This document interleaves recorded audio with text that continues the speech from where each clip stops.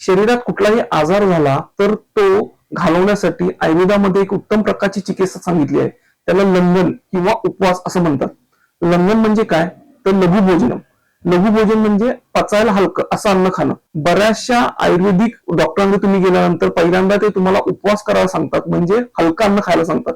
त्यांनी काय होतं की शरीरातली जी काही घाण आहे तर ती पचून जाते किंवा आम जो आहे तो पचून जातो आणि त्याच्यामुळे शरीर हलकं होतं. ऑटोफेजी नावाचा जो आता मॉडर्न सायन्स मध्ये प्रकार आहे की ज्याच्यामध्ये वेगवेगळ्या प्रकारचे उपवास तुम्हाला डॉक्टर लोक करायला लावतात, तो nothing but it's a type of langhan only. उपवासामध्ये साबुदाणा वडा, राजगिरा, भगर, बटाटा अशा प्रकारचे पदार्थ खाणं हा विक्षिप्त प्रकार आहे.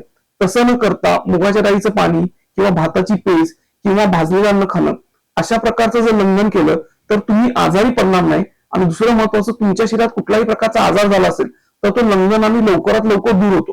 त्यामुळे लंघनम परम औषधम, म्हणजे औषधामध्ये सगळ्यात परम कुठलं आहे किंवा श्रेष्ठ कुठली गोष्ट आहे तर ती म्हणजे लंघन.